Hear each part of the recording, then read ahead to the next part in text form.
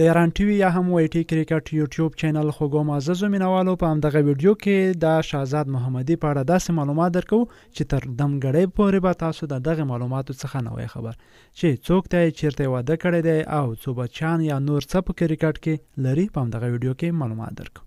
هیله ده تر پایه سره پاتې شئ.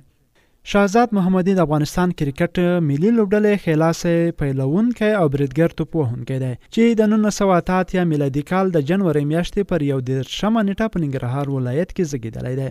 د کرکټ لوبه په ګاونډ هیواد پاکستان کې پیل کړه او د یادې لوبې سره د مینې له کبله شپه او ورځ په بېلابېلو سیالیو کې د سیمه ییزو لوبډلو لپاره ولوبېد.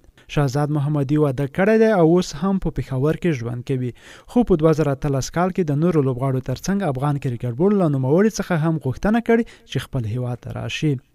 شهزاد 15 فوټه او 3 انچه قد لري او د توپ وهنې ترڅنګ په لوبډله کې یو غوره ویکټ ساتونکی هم دی. شهزاد محمدي له هغو 11 افغان لوبغاړو څخه دی چې په 2013 کال په جون میاشت کې له هند سره د لومړنۍ تاریخي ټیسټ سیالۍ برخوال و.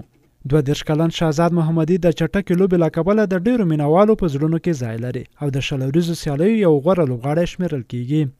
لومړنۍ شلوریزه سیالۍ د ایرلینډ پر وړاندې په 2010 او وروستۍ شلوریزه لوبه هم د ایرلینډ پر وړاندې په 2013 میلادي کال کې ترسره کړه، خو دا چې پرې د کرکټ بورډ له طرفه پرې د هر ډول لوبو بندیز و نو په لوبډله کې نه لوبېده. شهزاد محمدي په 15 نړیوالو شلوریزو سیالیو کې د 12 نیمه سیلیزو او یوې سیلیزې پر مټ ټول 1914 منډې کړې دي چې په یوه لوبه کې 113 نسوځېدلې منډې تر ټولو غوره لوبه ده. شهزاد محمدي په شلوریزو سیالیو کې توپ اچونه نه ده کړې، خو د توپ نیونې په برخه کې بیا 26 کیچونه نیولي او 28 سټمپ کړي دي. شهزاد محمدي په 1.22 اوسط سره په لوبډله کې لوبیږي. شهزاد محمدي د نړیوال یو ورځنیو سیالیو پیل په 2009 میلادي کال کې د نیدرلند پر وړاندې وکړ. تر اوسه په 4 سیالیو کې 2920 منډې جوړې کړې دي. شهزاد محمدي هغه افغان لوبغاړی دی چې په یو ورځنۍ لوبه کې له ټولو افغان لوبغاړو څخه زیاتې 111 منډې جوړې کړې دي. نوموړی په یو ورځنیو سیالیو کې 3.8 اوسط سره لوبه کوي او تر اوسه 6 سیلیزې او 14 نیمه سیلیزې ترلاسه کړې دي. شهزاد محمدي په 2015 نړیوال جام کې د افغان ملي لوبډلې څخه ډراپ شوی وو او همدارنګه په 2019 کال نړیوال جام کې هم له څو سیالیو تر سره کولو وروسته له لوبډلې څخه کېنول شو. فرست کلاس سیالۍ شهزاد محمدي په فرست کلاس سیالیو کې هم غوره سیالۍ تر سره کړي چې تر ټولو غوره د کاناډا پر وړاندې په یو لوبه کې 214 نسوځېدلې منډې ترلاسه کول دي چې په هر لوبه کې افغان لوبډلې ته نه سخترینه بریا ور په برخه کړه. په 22 فرست کلاس سیالیو کې له 50 څخه پورته او سر سره 1451 منډې کړې دي چې پکې 4 سیلیزې او 9 50 شامل دي.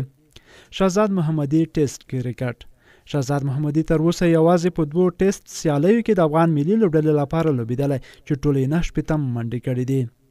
د شهزاد محمدي د لوبې او ریکارډونه یې په 2009 میلادي کال نړیوال لوبو کې د لارموندنې په ټورنمنټ کې شهزاد محمدي غوره سیالیو په پایله کې د افغانستان کرکټ ملي لوبډلې نړیوالو غوره لوبډلو ته لار پیدا کړه.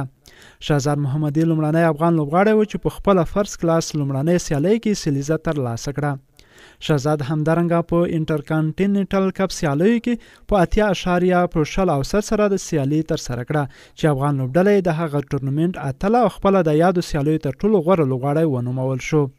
هغه په یوه شلوریزه سیالۍ کې د ډیرو 50 سټمپونو په 2014 کال کې د دوهمه درجه لوبډلو د کال غوره لوبغاړی په یو ورځنۍ 2 بېلابېلو سیالیو کې د 250 تر سره کوونکی او له دیلشن څخه وروسته په شلوریزو سیالیو کې د 200 څخه د زیاتو څلوریزو د وهلو ریکارډونه له ځان سره لري. شهزاد محمدي د افغان کرکټ ملي لوبډلې ترڅنګ د لیګونو پر مهال بوس، بندي امیر، کابل بازان، سپین غر زمریان، راجساهي، چټیکانګ، رنګپور او نورو لوبډلو سره لوبېدلی او ښې سیالۍ تر سره کړې دي. نږدې وختونو کې پرې د کرکټ بورډ له طرفه لګول شوی بندیز لرې شوی او مینوال یې د غوره لوبو ترلاسه کولو هیله لري.